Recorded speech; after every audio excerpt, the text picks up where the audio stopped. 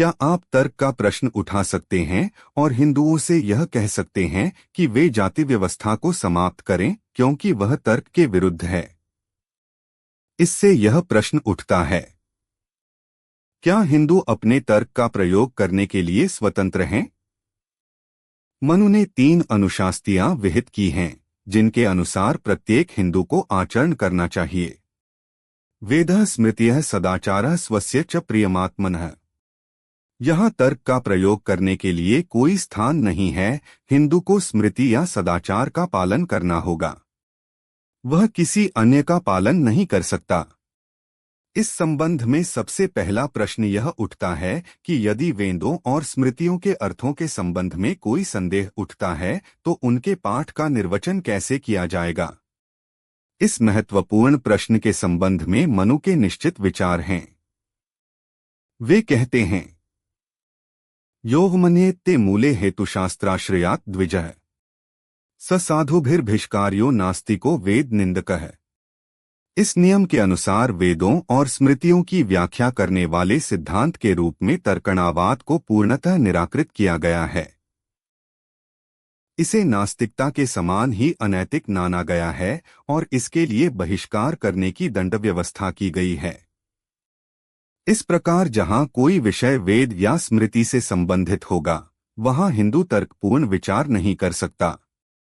यहाँ तक कि जहाँ वेदों और स्मृतियों में उन विषयों पर विरोध है जिनमें उन्होंने स्पष्ट निषेधाज्ञा जारी कर रखी है, यहाँ भी तर्क का प्रयोग नहीं किया जाएगा।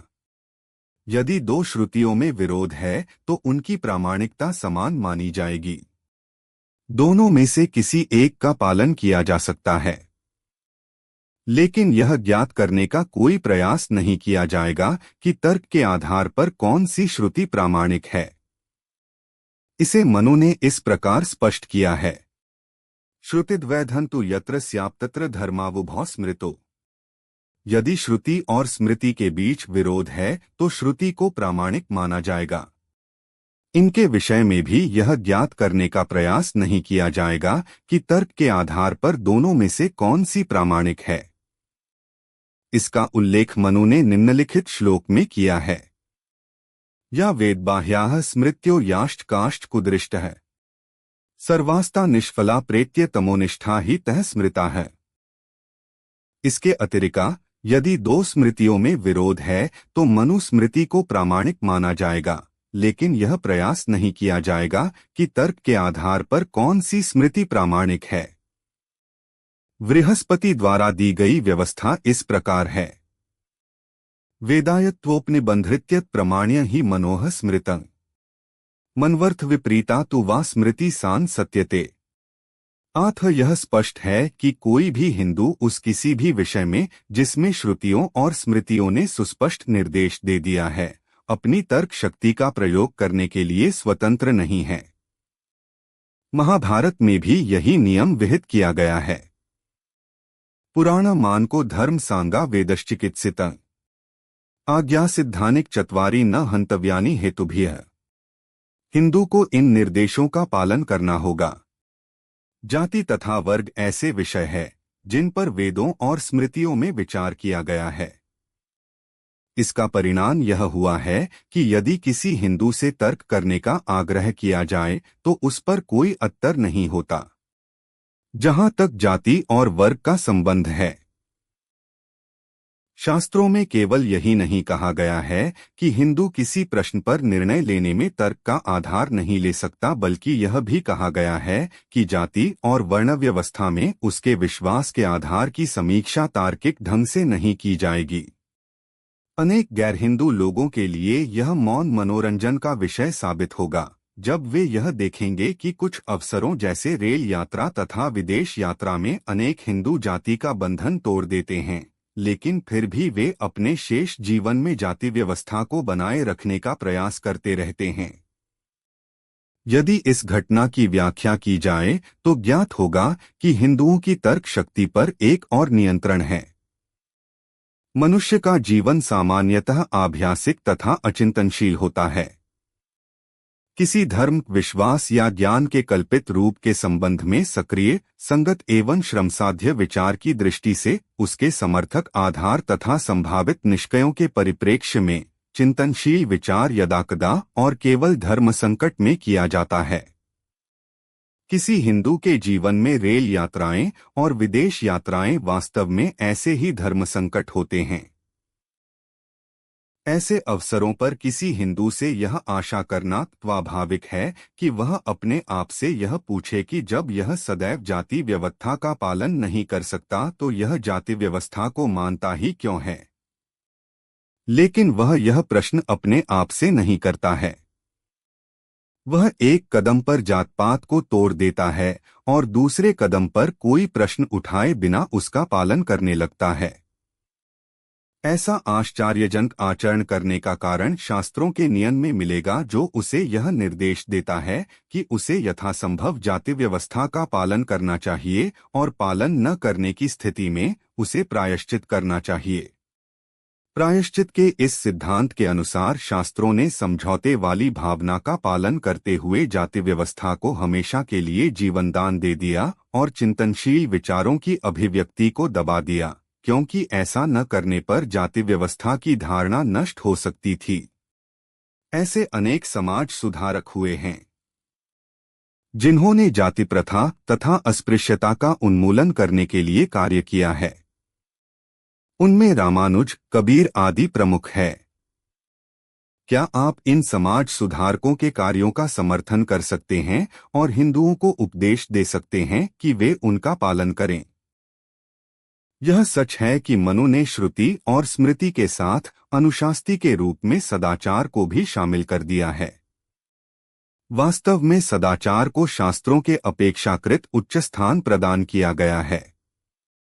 यद्यद्दावर्यते येन धन्य याधम्मिव्वा देशस्याचरण नित्यं चरितं तद्धिकीर्तितम्। सदाचार भले ही शास्त्रों के अनुसार धर्म से या अधन्य हो या शास्त्रों के प्रतिकूल हो, लेकिन उसका पालन करना होगा। सदाचार का अर्थ क्या है? यदि कोई व्यक्ति यह मानता है कि सदाचार का अर्थ किसी भले या धार्मिक व्यक्ति के उचित या नेक कार्यों से है, तो यह उत्तकी सबसे बड़ी गलती होगी। सदाचार का अर्थ नेक कार्यों या नेक व्यक्ति के कार्यों से नहीं है। इसका अर्थ अच्छी या बुरी प्राचीन प्रथा से है। यह बात निम्नलिखित श्लोक में स्पष्ट की गई है। यस्मिन् देशे व आचार पारपर्यक्रमागतः वर्णाना किल सर्वेशा स सदाभार उच्यते। लोगों को इस विचार के विरुद्ध चेतावनी देने के लिए कि सदाचार का अर्थ नेक कार्यों या नेक व्यक्ति के कार्यों से नहीं है, और इस बात की आशंका करते हुए कि लोग इसका अर्थ वैसा ही समझ सकते हैं और नेक व्यक्तियों के कार्यों का अनुसरण कर सकते हैं। स्मृतियों में हिंदुओं को स्पष्ट आज्ञा दी गई है कि वे नेक कार्यों के लिए देवताओं का भी अनुसरण न करें, यदि वे श्रुति, स्मृति और सदाचार के प्रतिकूल है। इसे आप चाहे असाधारण या अत्यंत विकृत विचार कह सकते हैं, लेकिन वास्तविकता यह है कि न देव चरितं चरेत एक निषेधाज्ञा है जो हिंदुओं को उनके शास्त्रों द्वारा दी गई है। किसी भी सुधारक के शास्त्रागार में तर्क और नैतिकता दो ही शक्तिशाली हथियार होते हैं। यदि उससे ये दोनों हथियार छीन लिए जाएं, तो वह कार्य करने में अशक्त हो जाएगा। आप जाति व्यवस्था को कैसे समाप्त कर पाएंगे जब लोगों को यह सोचने की स्वतंत्रता नहीं है कि क्या यह नैतिकता के अनुकूल है? जाति व्यवस्था के चारों तरफ बनाई गई दीवार अभेद्य है और जिस सामग्री से इसका निर्माण किया गया है उसमें तर्क और नैतिकता जैसी कोई ज्वलनशील वस्तु नहीं है। इसी दीवार के पीछे ब्राह्मणों की फौज खड़ी है, उन ब्राह्मणों की जो एक बुद्धिजीवी वर्ग है, उन ब्राह्मणों की जो हिंदुओं के प्राकृतिक नेता है, उन ब्राह्मणों की जो वहां मात्र भाड़े के सैनिकों के रूप नहीं है बल्कि अपने देश के लिए लड़ती हुई सेना के रूप में है। अब आप समझ गए होंगे कि मैं ऐसा क्यों सोचता हूं कि हिंदुओं की जाति प्रथा को समाप्त करना प्रायः असंभव है। बहरहाल इसे समाप्त करने से पहले कई युग बीत जाएंगे। चाहे कार्य करने में समय लगता है या चाहे उसे तुरंत किया जा सकता है।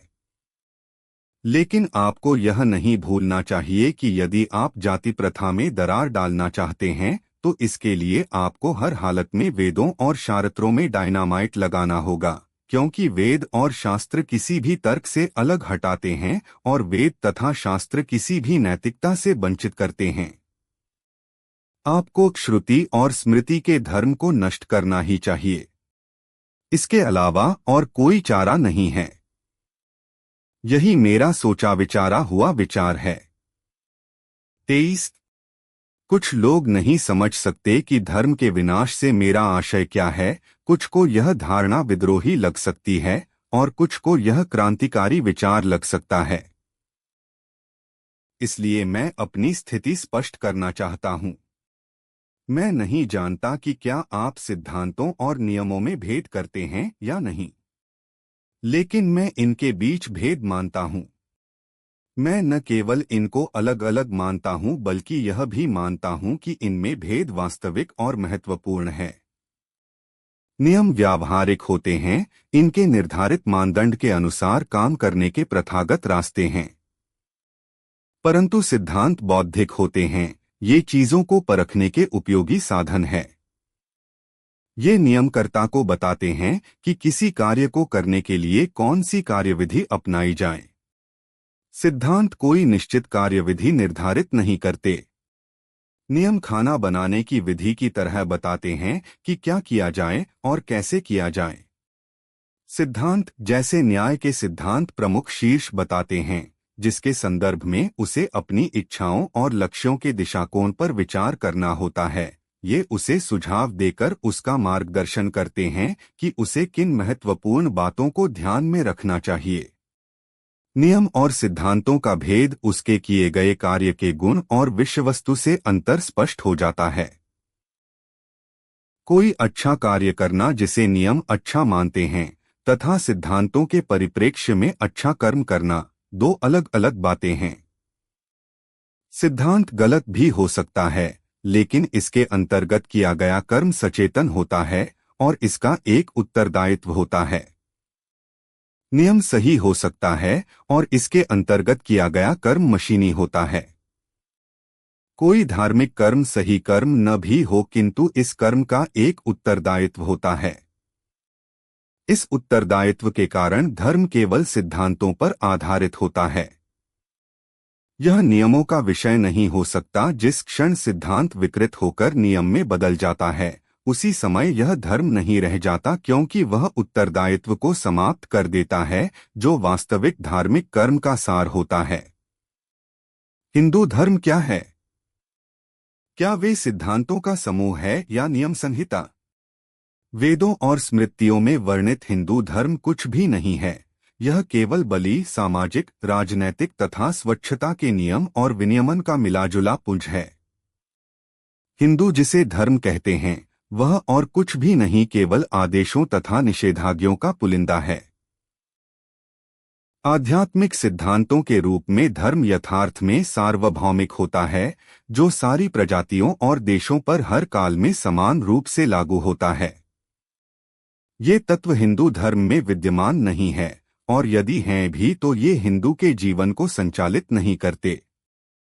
हिंदू के लिए धर्म शब्द का अर्थ स्पष्ट रूप से आदेशों और निषेधाज्ञों से है, और धर्म शब्द वेदों और स्मृतियों में इसी अर्थ में प्रयुक्त हुआ है तथा ऐसा ही टीकाकारों द्वारा समझा गया है।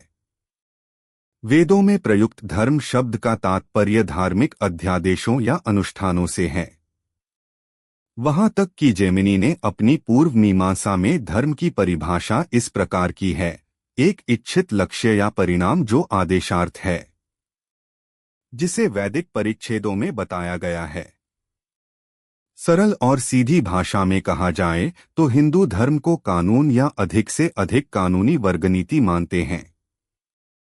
स्पष्ट रूप से कहा जाए तो मैं इस अध्यादेशीय संहिता को धर्म मानने से इनकार करता हूं।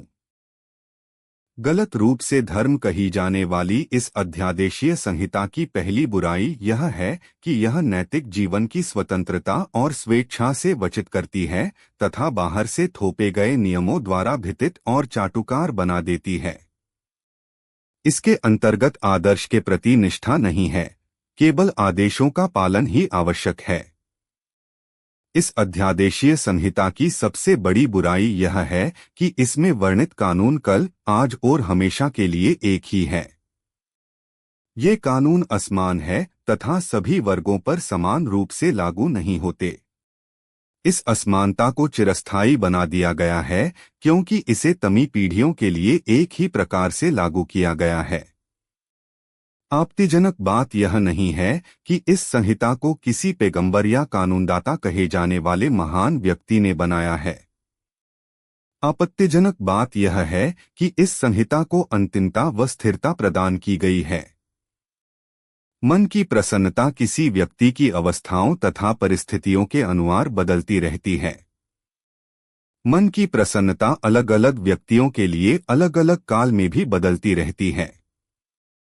इस स्थिति में मानवता कब तक शिकंजे में जकड़े और अपंग बने रहकर इस बाहरी कानून की संहिता को सहन कर सकती है।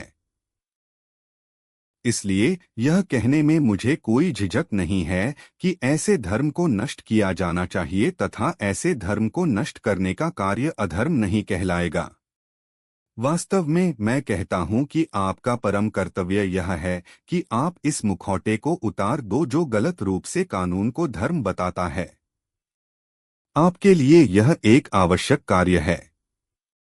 एक बार आप लोगों को साफ साफ बता देते हैं कि यह धर्म धर्म नहीं है, यह वस्तुतः एक कानून है, तब आप यह कहने की स्थिति में होंगे कि इसमें संशोधन किया जाए या इसे समाप्त किया जाए। जब तक लोग इसे धर्म मानते रहेंगे तब तक वे इसमें संशोधन के लिए तैयार नहीं होंगे, क्योंकि यदि आमतौर पर कहा जाए तो धर्म को बदल डालने का विचार मान्य नहीं होता है। लेकिन कानून की धारणा बदलाव की धारणा से जुड़ी होती है, और जब आप समझ जाते हैं कि यह धर्म एक पुराना तथा पुरातत्वीय है, तब तो इसे बदलने के लिए तैयार हो जाएंगे, क्योंकि लोग जानते हैं कि कानून बदला जा सकता है। 24। यद्यपि मैं धर्म के नियमों की निंदा करता हूं, इसका अर्थ यह न लगाया जाए कि धर्म की आवश्यकता ही नहीं। इसके विपरीत मैं बर्ग के कथन के सहमत हूं जो कहता है, सच्चा धर्म समाज की नींव है जिस पर सब नागरिक सरकारें टिकी हुई हैं।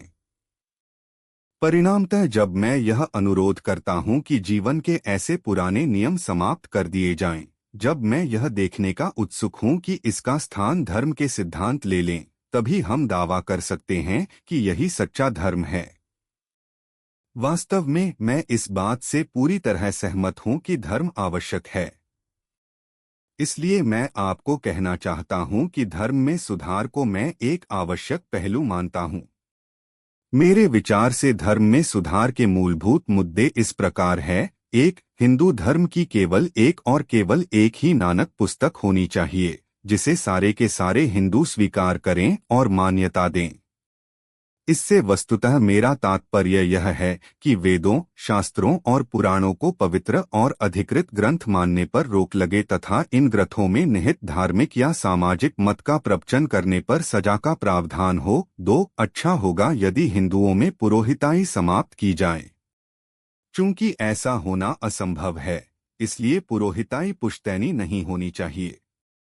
प्रत्येक व्यक्ति जो अपने को हिंदू मानता है उसे राज्य के द्वारा परीक्षा पास कर सनद प्राप्त कर लेने पर पुजारी बनने का अधिकार होना चाहिए। 3. बिना सनद के धर्मानुष्ठान करने को कानूनन वैध नहीं माना जाना चाहिए।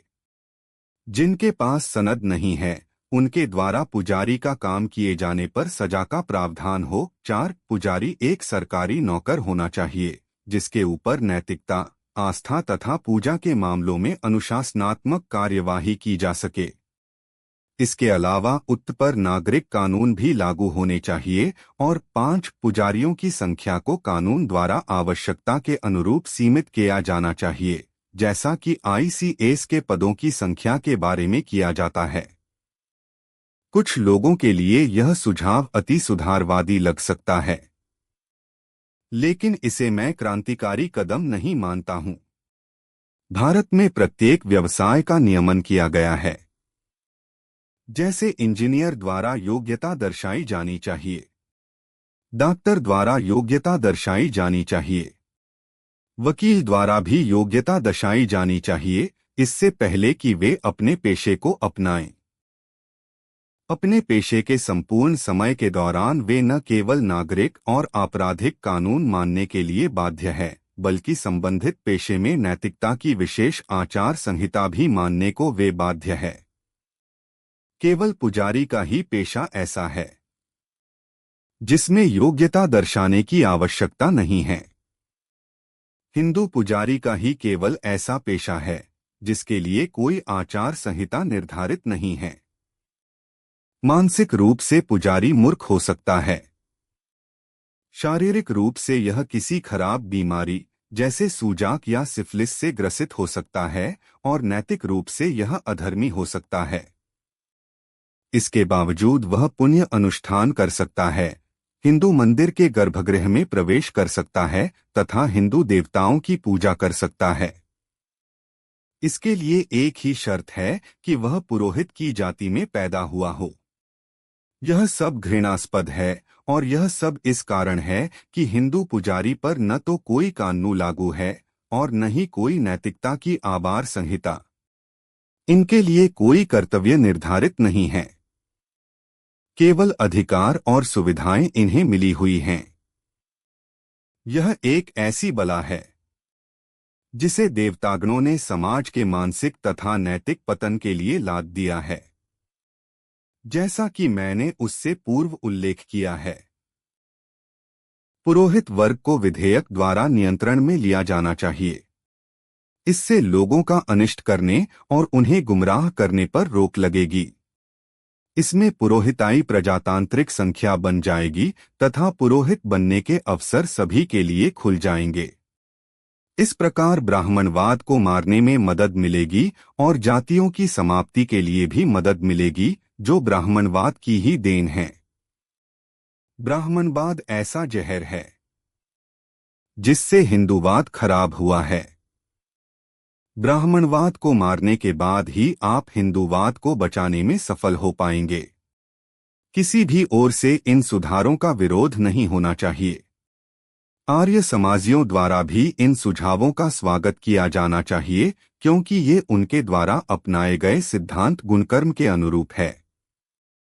बाहे आप ऐसा करें या न करें, आपको अपने धर्म को एक तथा सैद्धांतिक आधार देना होगा जो स्वतंत्रता, समानता और भाईचारे के संक्षेप में प्रजातंत्र के अनुरूप हो। मैं इस विषय का विशेषज्ञ नहीं हूँ, लेकिन मुझे बताया गया है कि ऐसे धार्मिक सिद्धांत जो स्वतंत्रता, समानता और भाईचारे के अनुरूप हों, उन्हें विदेश से लाने की आवश्यकता नहीं है, क्योंकि इस प्रकार के सिद्धांत उपनिषदों में वर्णित हैं। आप चाहें तो पूरा ढांचा बदले बिना कच्ची धातु की यथेष्ट कटाई छटाई करके यह किया जा सकता है, जो मेरे कथन से अधिक है। इसका तात्पर्य है कि जीवन की मूलभूत धारणाओं को पूरी तरह बदला जाए। इसका तात्पर्य है कि मनुष्य और चीजों के प्रति दृष्टिकोण तथा रवैये में पूरा बदलाव लाया जाए। इसका अर्थ है धर्म परिवर्तन, परंतु यदि आप इस शब्द को पसंद नहीं करते तो मैं कहूंगा इसका अर्थ है नया जीवन। लेकिन एक नया जीवन मृत शरीर में प्रवेश नहीं कर सकता। नया जीवन केवल नए शरीर में ही प्रवेश कर सकता है। इससे पहले कि नया शरीर अस्तित्व में आए और उसमें नया जीवन प्रवेश कर सके, पुराने शरीर को हर हालत में मरना चाहिए। साधारण शब्दों में, इससे पहले कि नया जीवन डाला जाए और उसमें स्पंदन हो, पुराने ढर्रे को समाप्त होना चाहिए। यही मेरे कहने का अर्थ है जब मैंने कहा था कि शास्त्रों की सत्ता को हटाओ और शास्त्रों का धर्म नष्ट कर दो।